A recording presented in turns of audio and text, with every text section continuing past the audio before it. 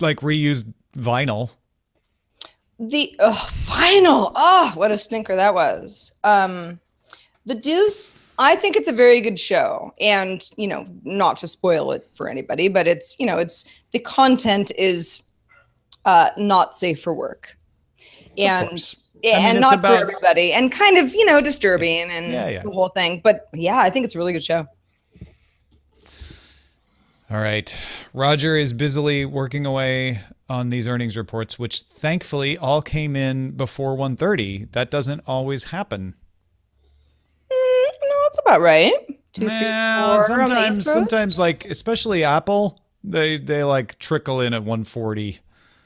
They're just jerks.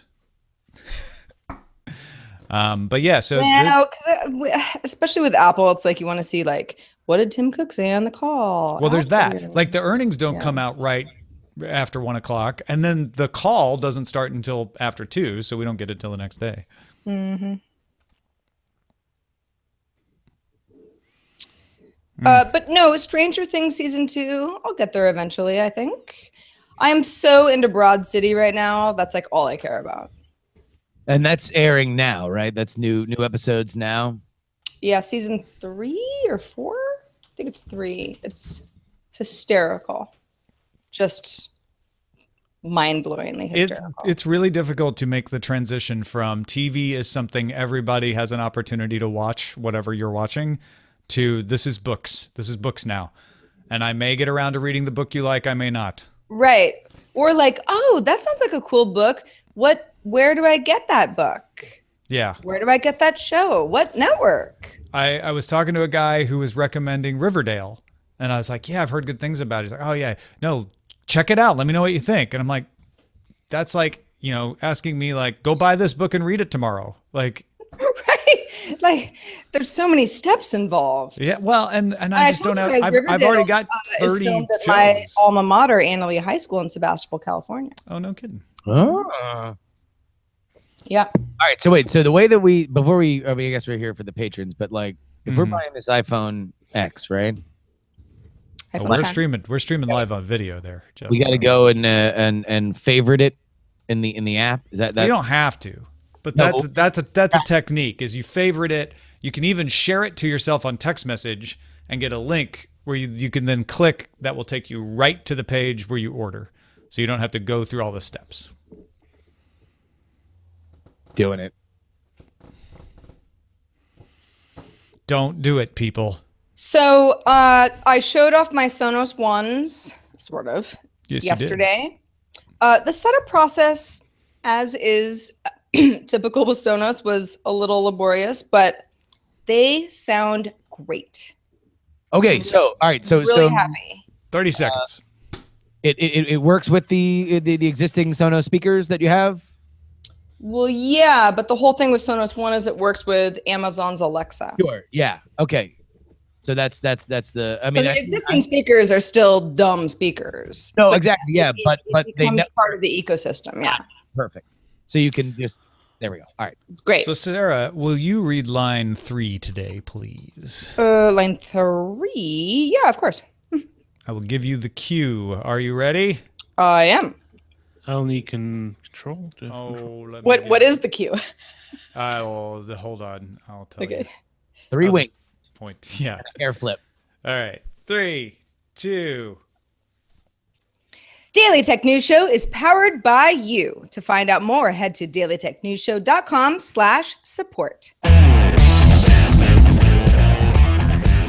This is the Daily Tech News for Thursday, October 26, 2017 at DTNS headquarters in Los Angeles. I'm Tom Merritt.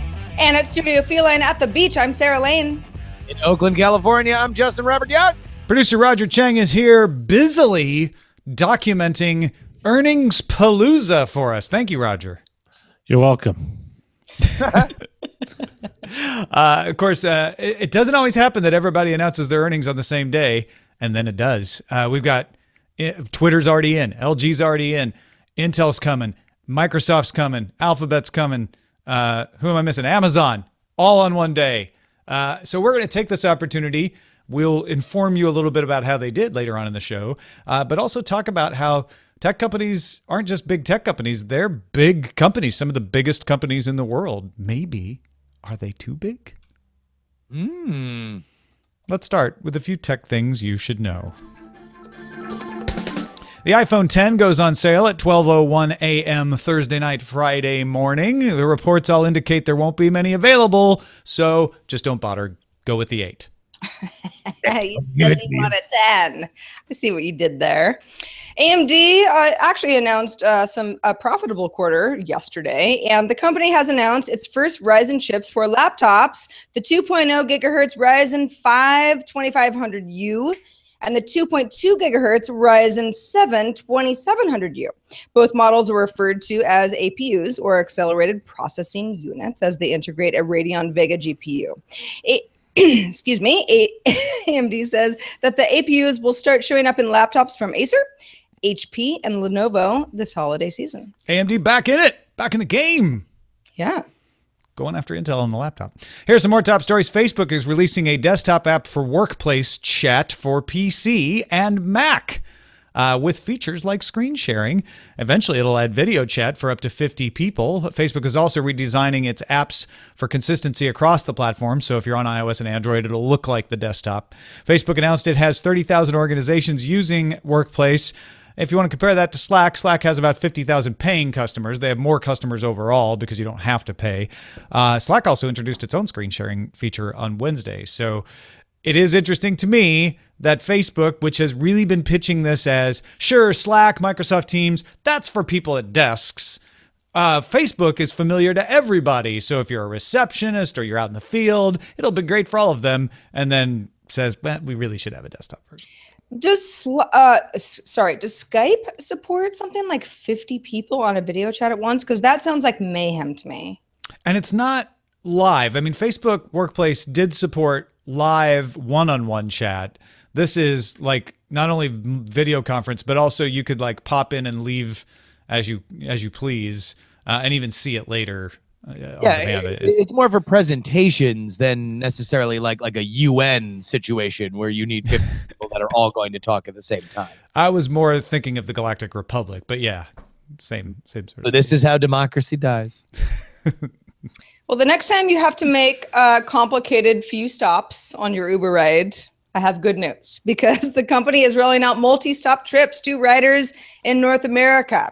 The feature's been active for a small number of users since May, and then there was a bigger rollout in August. It was outside of North America, and now the feature is live in the US and Canada, with other markets such as the UK and Ireland on the way. So as a rider, you can add up to 3 stops in a single ride and then edit that in real time as you are riding along. This is my dream.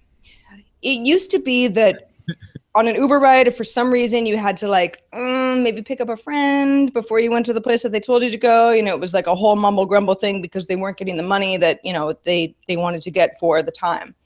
And then recently it was like, oh, if I just change the destination mid-trip, is that fine? And the Uber driver's like, yeah, that's fine. You know, I'm still getting money. So now they're making it more seamless, because this actually happens, at least for me, all the time. Yeah, I'll tell you, I'm with you. This has happened for me a bunch of times, and you have to have that weird like conversation, like okay, so we're gonna stop here, but that's not gonna be in the ride. I'm gonna keep going, and I'm gonna make the turnaround and go walk back and meet my wife. And yeah, no, this is fantastic. Good. Yeah. Although not on Lyft, this is on Uber. It is. In fact, this happened to me last Friday because I had to go to Guitar Center to pick up some supplies, super last minute, for DTNS. In fact, when I was up in San Francisco last week, and it was like I had to go there, but I didn't want to get 2 Ubers. I just wanted the one. So I was like, "Can you just wait for me for 2 seconds while I run in there? I'll change my destination back to the place that I came from." And he was like, "Yeah, that's fine." But yeah. It was clunky. You know, he was happy to do it, but it was clunky. So I'm glad the feature is now going to be easier. Idea is to just set the 2 destinations, where you're going and your house. We're picking up and we are dropping off. That's amazing. Waymo announced Thursday that it will begin testing its autonomous Chrysler Pacifica minivans in Detroit to see how they do in wet and cold conditions. Waymo has done some cold weather tests, but mostly have tested in sunny locations like Phoenix, Silicon Valley, and Austin, Texas. Yeah, I think this is significant because, as I mentioned when we were talking earlier today, Jury, a lot of people complain when we talk about autonomous cars. They're like, yeah, sure, it's great in the sunshine. It'll never work up here where I live, where the snow is always 30 feet deep in July, and it's horrible. And yes, that is a significant issue for these companies, but they can do it. They just need to do more testing. And so Waymo moving more into Detroit, they already had a location there, but saying, hey, we're going to do a full suite of tests up there to try to crack wet driving, particularly, and winter driving, is good progress. Is the idea behind the fact that that's so much more problematic that, like, let's say an autonomous vehicle stops short on ice and then, you know, sort of drifts for a while and you can't really predict that? Yeah, there's that, and then snow and ice covering lane markings or signs. Oh yeah, that's probably the biggest thing is trying to figure out with the LiDAR exactly how you handle inclement weather conditions where elements of the road are not what they are expecting them to be. Yeah, the rain messes with LiDAR a lot too. So yeah, it's a good one. Good news for ears. Cochlear's made for iPhone Nucleus 7 sound processor hearing implant now available in Australia. The implant, which was announced in July, lets users with profound hearing loss hear audio from their iPhone directly into the implant in their ear. The Nucleus 7 will be available outside Australia in the coming months. Yeah, this is a follow-up for us because we talked about this back in July, but I love this idea, not because it's Apple, but because it's the kind of thing I think we should be seeing more of from technology, which is saying, hey, let's take this thing that is a supercomputer in your pocket, let's make it work for all kinds of different situations. You know, I think Apple has, if there's one thing they do commend Apple for that I don't think is very controversial, is their commitment to accessibility and disability, and they have tried to push that forward. Cochlear is something that was a miracle for many people with hearing loss in terms of regaining those functions. And, you know, this is something that not only do I think is great for this, but also, you know, going forward, you know, if we are on the world to a less tethered soundscape from our devices, you got to wonder how far away some of these are for even cosmetic purposes. Now, I don't mean this to sound like, hey, people with hearing loss have it so easy now, but it is interesting that... Nor should you. Yeah, no, absolutely not. But it is interesting that if you have this implant, you now, in some ways, have a really great experience that rivals the experience of someone who doesn't have to compensate for that because it's easy. That's how it should work. It should level the playing field like that. Yes. Twitter will no longer take advertising from media companies RT. RT, formerly Russia Today. They're trying to hide the Russia part by calling themselves RT now. And another one called Sputnik. Sputnik and RT will not be accepted as advertisers on Twitter because Twitter believes the companies interfered in the 2016 U.S. election. Both companies will retain their Twitter accounts, however. So RT is already criticizing Jack Dorsey and saying, oh, remind him of that pitch meeting where they tried to convince us to spend all that money back in the day. Twitter will donate the $1.9 million that it has collected from the two companies over the years to research on civic engagement in elections. You know, this always bugs me because as a Tweetbot user, I don't ever see any advertisements. That's one of the beauties of being a Tweetbot One of the reasons Twitter doesn't like Tweetbot so much either. Exactly, right, exactly. So it's like anytime I hear anything about Twitter advertisements, I'm like, don't see them. Wonder how that works. But at the same time, it's like Twitter is also like, there's so much engagement here. We don't want to like screw your accounts. We're just going to, you know, kind of slap you on the wrist for doing something that the public is going to applaud us for. But this is the only public that they care about is Congress right now. They are staring down the barrel of a gun of what could possibly be game-changing ways that they're going to have to classify political spending. I don't think we're going to get to I don't think we're going to get to midterms in 2018, let alone another presidential election when tons of money is spent without there being some kind of either a new set of laws that govern it or what Twitter is doing right now, which is self-imposing restrictions and wearing the hairsuit and flogging themselves in the public square. So Congress knows, well, these companies really take this seriously, so maybe we don't have to be as draconian in this new law as we go forward. It is a sea change, isn't it? And in the internet built on the principle of safe harbor, where I can start a platform and say, I am not telling people what to say outside of things that are strictly illegal, to saying, you know what, maybe these are illegal, and so I'm just going to get rid of them. I'm going to overcorrect. What's kind of wild is if this election had not been, by I think many objective measurements, one of the biggest upsets in recorded history, you have to wonder whether that kind of ad spend with those kinds of accounts would have ever even been looked at twice. You know, like it was we have the result, and now we are looking for the reasons why. And now we are taking a look at stuff, which I think is worth looking into, tracking political spending on these platforms the way that we do on television and radio. But I don't think if the election had gone the other way, that we would necessarily be looking at any. Well, and I don't think these have the effect that people think they have. I'm not saying they don't have an effect, but I think they are different effects. And it's a little bit of throwing darts to try to police them now by saying, okay, get rid of RT and Sputnik. Well, okay, did you really fix the problem though? What was the problem? Was there a problem? Was the problem what you thought it was? So I think you nailed it, Justin, when you said they are doing this for Congress because they are under the gun. Hey, folks, if you want to get all the tech headlines each day in about 5 minutes, be sure to subscribe to dailytechheadlines.com. It'll take you but 5 minutes to listen, and you'll be so up to date. Comes to you as a podcast. Also, a delightful 5 minutes. I know, it is. Amazon Echo, Flash Briefing, Google Home, Anchor, the Anchor app, where you even get little calls from people, which make it even more delightful. A new Sonos One, which I happen to have, which hooks into Alexa. Oh, check that out. I'm talking to that thing all day long. So you can get Sarah, myself, occasionally Rich Straffolino, occasionally Justin's voices in your ears every morning. It's keeping you up to date. Or maybe afternoon. Depends on your time zone. DailyTechHeadlines.com. And that's a look at our top stories. All right, let's kick off Earningspalooza. You guys ready? I'm ready. Twitter monthly active users grew 4%, and everybody's very excited. Not only that, but Twitter daily active users grew 14%. So of the monthly active users, they're using it more often. Revenue fell 4% to $590 million, and adjusted earnings per share were 10 cents a share.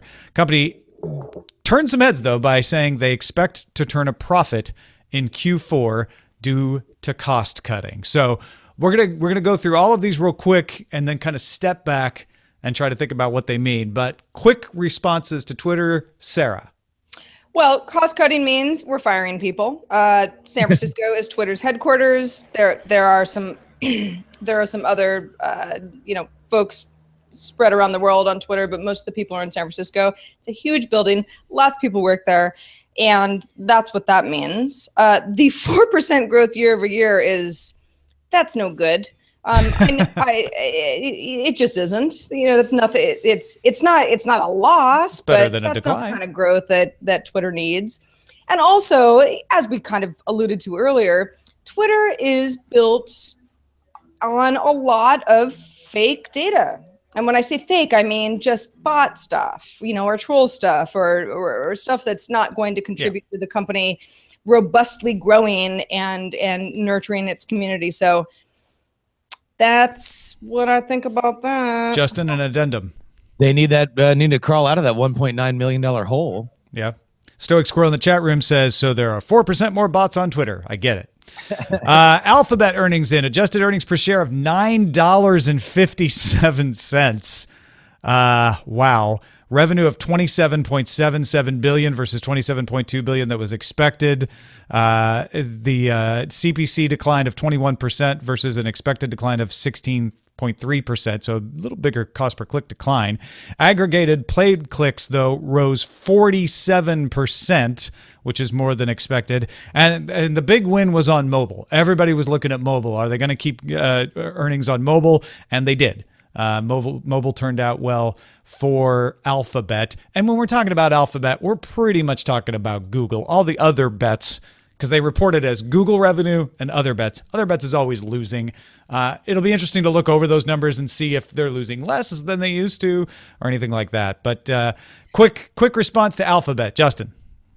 This is the absolute dismantling of any and all advertising options. Google obviously has become a massive company, being there to provide the place to advertise anything, and they are continuing to do that as the rest of the world burns. Yeah, 24% jump in mobile advertising. That's huge. Sarah, an addendum. The only thing I would say is I know that when we think of Alphabet, we still think of Google, and that's partly because the name change happened fairly recently. But the Alphabet game is long, right? It's sort of futuristic stuff. It's AI. It's autonomous driving. It's stuff that I think is actually going to be a huge player in the not too distant future. So yeah, it's a bit of a lost leader right now, but I think Google has really gone all in on we're going to figure some other things out under the Alphabet brand, and I think that's probably going to come to fruition sooner than later. Yeah, no, point well taken. Although they're a lost follower, right, rather than a leader. Yeah, well, that's true. Amazon earnings are in 43.7 billion, beating expectations. 52 cents a share. It was expected to have 3 cents a share. Amazon Web Services, which is one of the big engines, 4.58 billion, beating expectations. And first time that Amazon Web Services passed $4 billion in sales, but Amazon Web Service revenue growth has declined for 9 consecutive quarters. Amazon Web Service revenue was flat compared to the prior quarter. So good sales, but maybe not so good overall, but at least it's stable. Amazon shares were up 7% in after hours trading, so people aren't thinking this is too bad, but impressive. They had impressive numbers because of that revenue, 43.74 billion. Quick response, Sarah. My response is that Amazon is just on the up and up. The company is there's just, I don't know. I mean, when it comes to like Amazon Web Services, we talked about this yesterday, I guess, that it's really a leader as far as cloud computing goes. And other companies are going to catch up. And I think we'll see some of these huge numbers fall off a little bit. But whoever's in charge, and I'm not talking about Jeff Bezos necessarily, but just in general, it's like they do know what areas of business to target. And, I mean, in what area is Amazon really failing? They're a juggernaut. I can't think of one. They are a juggernaut. Yeah. Right Listen, number one, when it comes to Amazon Web Services, sure, it will get more saturated as more and more big players do it, but they are in the concrete business. Like, it is how the rest of the world will do all business going forward. This is going to be an only larger pie for them to split. And remember, it wasn't too long ago that Amazon was kind of a controversial stock because they weren't taking enough profit. They were constantly reinvesting too much. They had such thin profit margins on the product stuff they were selling. And now it seems that Amazon has gotten investors to install the automatically unlocking lock to their hearts. That's one of the funny things that, when I think about Amazon as a business, it's like, well, okay, 5 years ago, we were like, are they going to kill the mom and pop stores? And it's like, we have so transcended that conversation. Are they going to kill all the stores everywhere?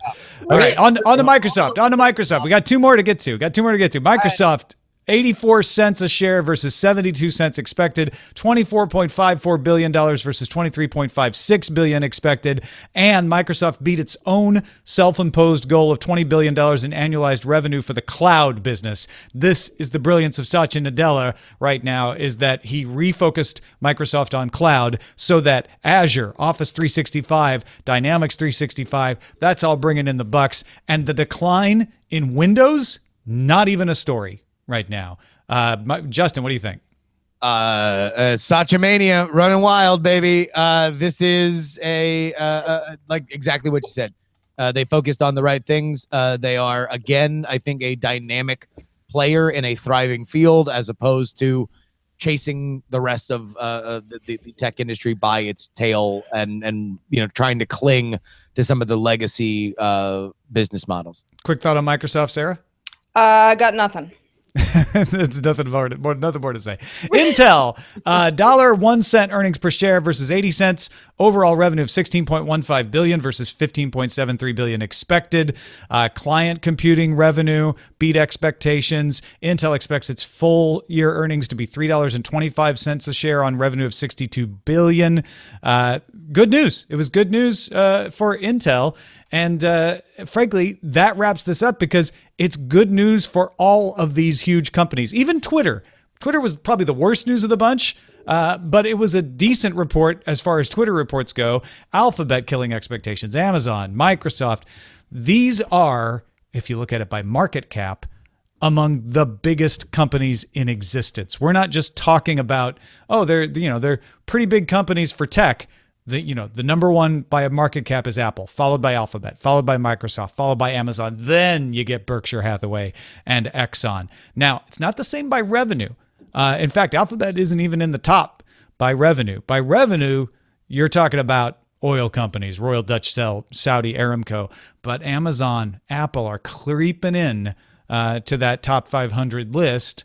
And the longer these companies remain on target, the reason their market cap is so big is because people are driving up their stock because they think those revenues are just going to grow. What I want to finish on is, what do you guys think that means for us?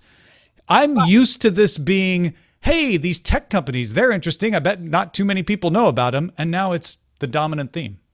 Well, it was sort of like what we were talking about Amazon a few minutes ago. Amazon is a tech company, sure, but it provides these services that are everyday life stuff. So it's like, sure, Nabisco or, an oil company or Exxon. Everybody needs oil, right, for their cars. It's like we have now gotten to a point where everybody needs Amazon, right?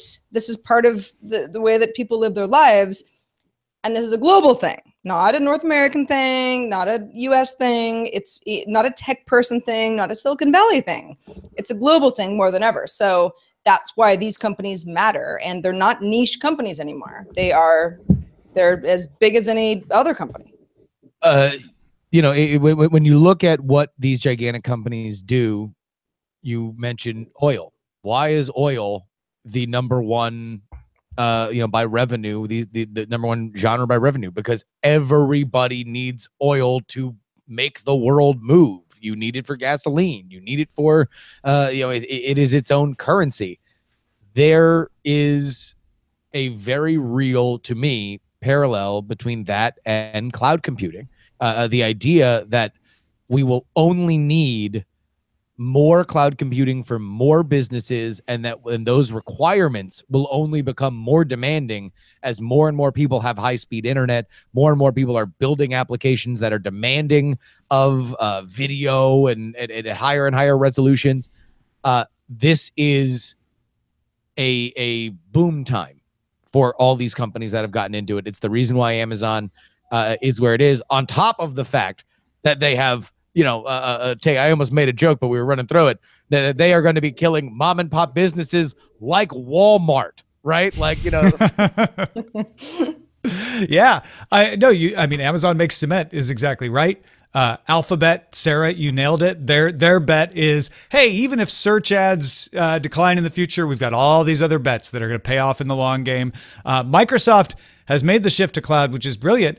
The question is, what else are they going to be able to do in the long term? They're starting to look like a smaller company, and Apple is yet to launch that next new thing where we go, oh, that's what they'll be big at. The HomePod, Tom, the HomePod. Yes, it's obviously the HomePod.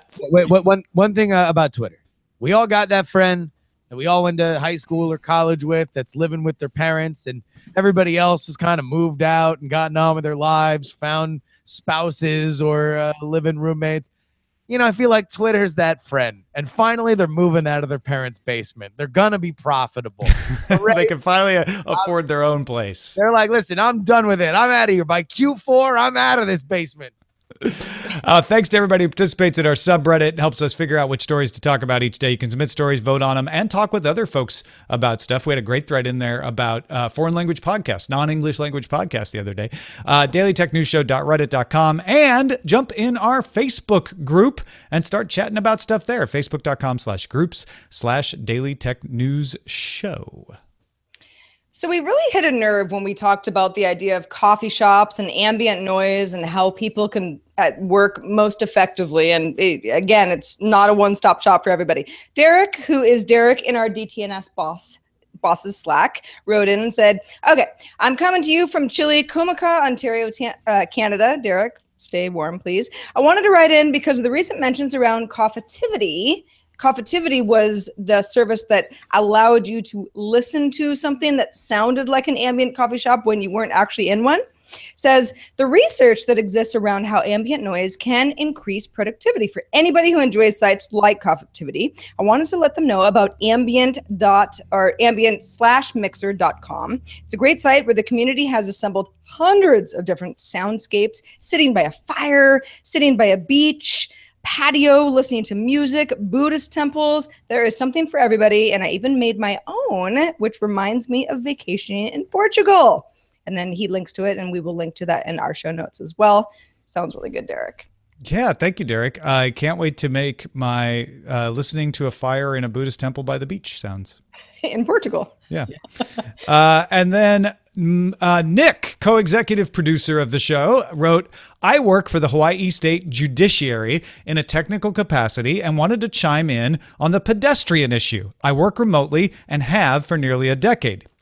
You were absolutely correct that it has to do with Waikiki and tourists. Honolulu has a huge problem with pedestrians getting hit in Waikiki, most of them tourists. It causes tourist money to decrease, but it also costs the local economy a lot of money in hospital bills and PR issues. If a tourist from another country gets hit and has to go to the hospital generally eats the cost and then complains to the local government. Several years ago, they increased jaywalking tickets and had police shifts specifically for it. So if you were a cop and it was your jaywalking day, you spent all day in Waikiki ticketing jaywalkers. So much so that in my time working there, I no longer jaywalk anywhere, even in Lawrence, Kansas, a fairly small college town where I live. The cell phone fine is another step in trying to decrease pedestrian accidents. Mahalo, Nick, former owner of Gavel McLeod. That's actually my gavel I use on Current Geek. This was sent by Nick. Thank you again, Nick. I'm walking. Yeah, it makes sense that Honolulu particularly would be, subject to a lot of sort of, tourists who don't know where they are, clueless, looking at maps type thing. Yeah. Well, thank you again, everybody, for joining us. Justin Robert Young, what do you got going on to tell folks about? Well, I'll tell you what. I got a new show with your friend of mine, Scott Johnson, who is also a contributor here on Daily Tech News Show, and it's called Unfriend Me.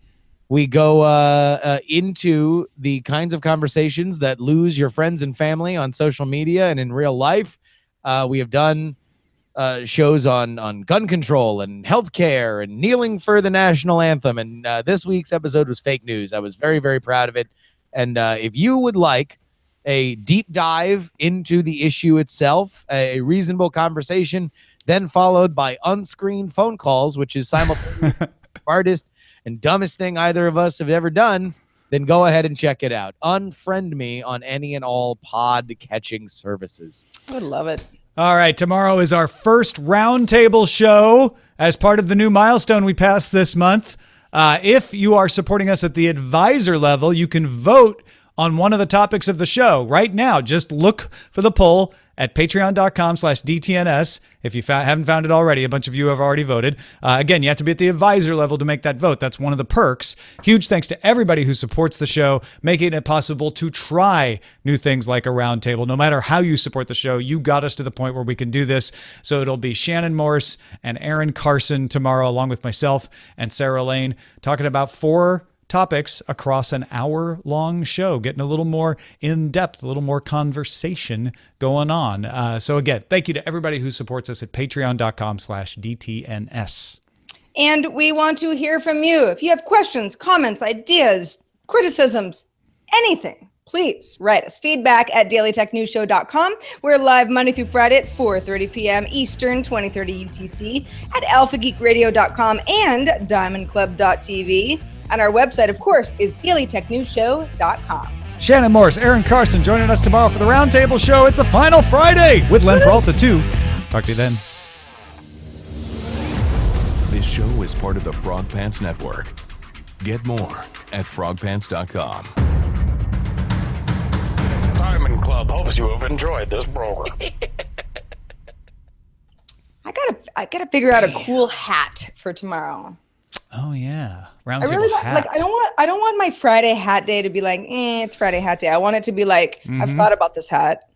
I've put a lot of work into this hat. This is the hat that I chose, and here's why. There are many like it, but this one is mine. I mean, it's probably just going to be a San Francisco Giants hat because I'm a troll. But, you know, I have other options. I got quite a few hats. Yeah. Do you enjoy these World Series? Oh, my gosh. Last night's game was so good. And the thing is here's the thing. I'm a Giants fan, hate the Dodgers. That's the way it goes. Yeah.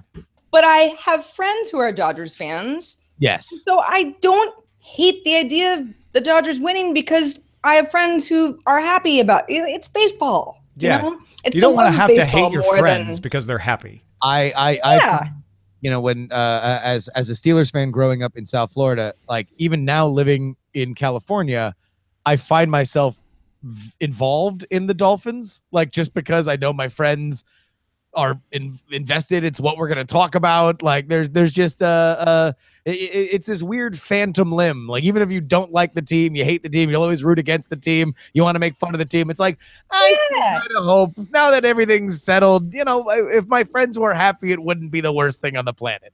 Oh yeah, one of my friends who's a big Dodger fan, you know, grew up in the Inland Empire, like he's Dodgers all the way. Last night, we were on a group text about sports, and he was like, "I'm having cardiac arrest." Yeah. And I was like, "Dude, it's not Game 7. Chill. Like this is the fun part about it, you know." No, I was telling Roger this earlier. Eileen came home from a very long day. She's had a lot of long days because they are ramping up to launch See It or Skip It on the Rotten Tomatoes coming November 1st at Facebook Watch. I saw the announcement about that. So she's, you know, she's in the run up right now. It's crazy time. So she's kind of watching the show or watching the World Series while she's at work, and we're texting about it. You know, Corey Seager hits a home run and everything. She finally comes home, and she's obviously been listening in the car and then turned the radio off in frustration because she's like, did we lose? Which she is a Dodgers fan. So when she says we, she's talking about her and the Dodgers, not including me. And I was like, no, it's still tied. You're in extras now. She sits down. She's quiet. She's on her phone. I don't even think she's really paying attention. And then the Dodgers score 2 to retie, and she leaps out of the chair, scares the crap out of me, screaming and clapping. I'm like, wow, I had no idea you were that into this. It's crazy. Well, you know, that's baseball. It's It really also scared our dog too. Ray has never seen anyone cheer for sports before. So Oh, right. Yeah, she's like, what kind of family adopted me? I don't know where my allegiance lies. Lucy is, you know, she's a Giants fan, but she says she just likes, she just likes, you know, she likes the spectacle, really. That's what she likes. And all the celebs. That's the fun thing about, you know, being at Dodger Stadium is like, it's like being at a Laker game. Like all the celebs are there, you know? yeah, especially home during the World plate. Series.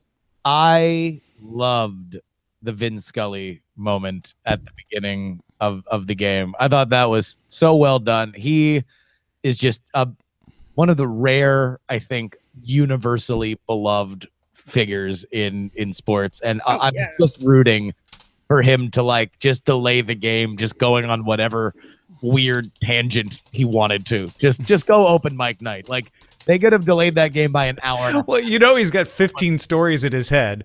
Of course. You know, Yasiel Puig first. Yeah. No, I forget who I was listening to an interview with, but they were talking about their favorite Vin Scully stories and how the batter was Socrates. The last name was Socrates. And Vin Scully goes on this very Vin Scully like history lesson about the actual Socrates.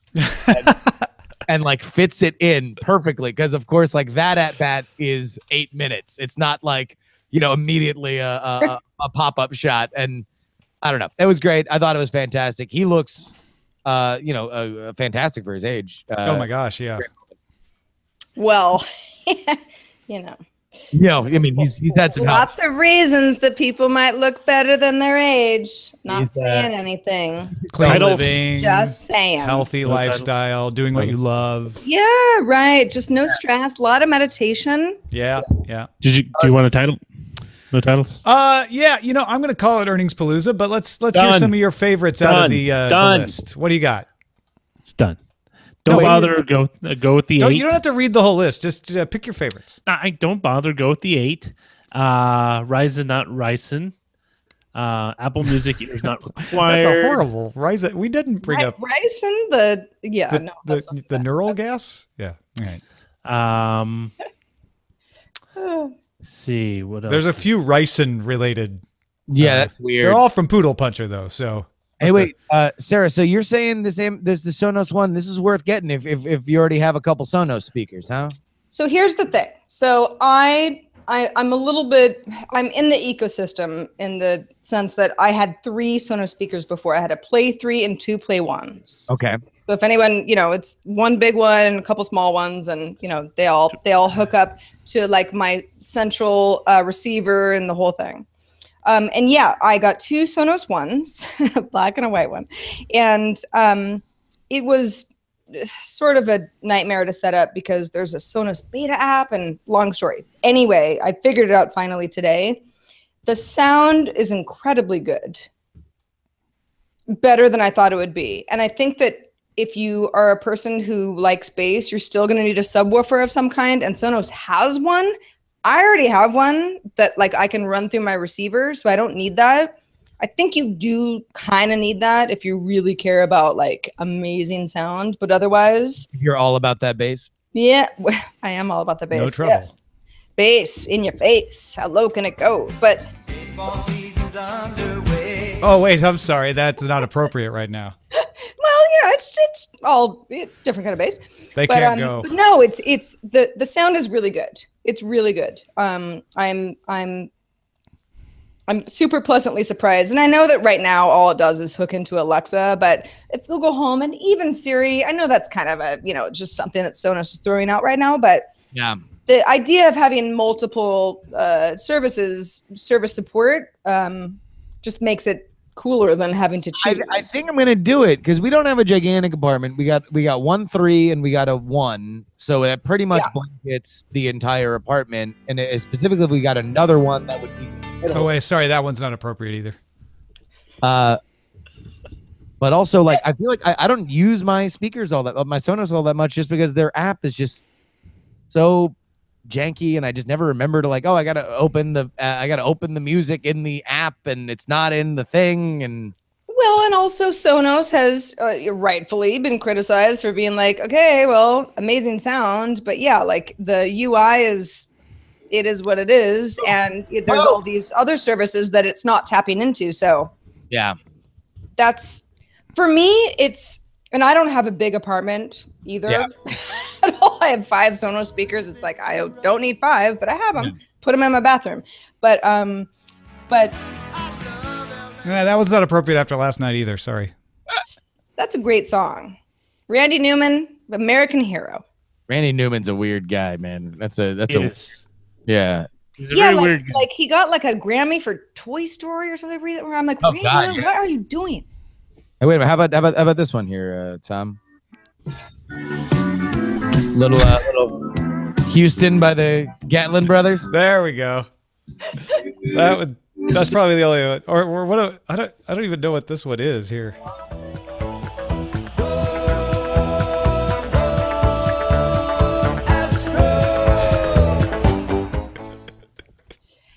It Now, kind of see, sounded a little. I don't know what it is. I've never even been to Houston, Yeah. but I like Houston. I like my friends who are from Houston. Yep. I like music from Houston. Mm-hmm. Yep. I feel like I would have a good time if I went to Houston. Houston had a tough year. Yeah. I'm into it. Exactly. You know, here's the thing about I used to diss Houston when I lived in Austin until I visited Dallas. Oh, Yeah. What a stinker of a city that is. Just sort of kidding. No, I actually feel exactly the same way as you, Sarah. I have great friends from Houston. I've had wonderful times in Houston. They have lovely museums. They've definitely had a rough year. If my wife was not a Dodger fan and I didn't live here, I'd probably be on the only thing weird about the Astros, though, is they're a National League team. I still haven't got used to them. No, that it does seem like an odd thing that's happening where accidentally they let two National League teams in the World Series. In the World Series, yeah, really. I have not got used to them being an American League team. Because when Verlander was batting and they were talking about he hasn't had a lot of chances to bat, I'm like, why? Isn't right? They're an fun fact about the Astros. This is a decade ago or so, but I happened to grow up back in Sebastopol, California, small little town, with a guy named Jason Lane. He was not related to me, but we were same grade and everything. Sarah Lane, Jason Lane. He also had a twin brother named John Lane. Everybody thought that we were triplets. Jason Lane ended up playing for the Astros. Oh, wow. Oh. And he was really good. And so after many years as children of just being like, screw him, that is not my brother. I was like, yay, Jason Lane, kind of like my brother. Remember when we were brothers? That's like the epitome of bandwagoning is bandwagoning on my name. And he's like, yeah, you've never liked me. No, I never did. But he's still playing. I guess he's so. Pitching. He was a pitcher for the Padres. The Astros at some point. He is with the Padres now. I thought he was coaching now. Oh, you're right. You're right. Last active year was 2014, but he's still with the Padres now as a coach. Yeah, that's right. Yeah. So it just, it's kind of like hometown hero, right? Like not many people that I know play for Major League Baseball. So because of that, I was also kind of like the Astros because of my non-brother. Yes, because you're your fake brother. Because of the guy you used to not like. I liked him fine. I just didn't want anyone to think he was my brother. He wasn't. They're like, so Sarah, without an H, are you Jason Lane's brother? And you're like, screw you twice. Yeah, there is no bigger grievance I would have than that conversation. No, wonderful kids. Just one of those things where everyone's like, oh, you're obviously all twins, triplets. Well, yeah, a smaller town, similar name, similar age. You look just like him, obviously. Same name and same age. And didn't really look alike. They were real tall and athletic. Yeah. But anyway, no, Jason Lane, if you're listening, I support you a lot. I'm sorry for being so horrible earlier in our lives. That's the headline. Sarah Lane finally apologizes on the pro show of DTNS. Oh. Sarah Lane supports assistant coach of Padres, Jason Lane. Breaks down and apologizes in longtime feud. Oh, goodness.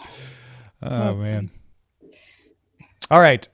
Thank you all for watching. And don't forget, big day tomorrow, Final Friday, hour-long episode. It's our roundtable. So many of you have been clamoring for us to do roundtable episodes. So be patient with us. It'll be our first one. We're going to try a format, see how it goes. You guys let us know what you like, what you don't about it, and we'll keep iterating from there. But I can't ask for a better panel is a good word. Yeah. Can't ask for a better panel. So we'll see you there tomorrow. Bye, everybody. Bye.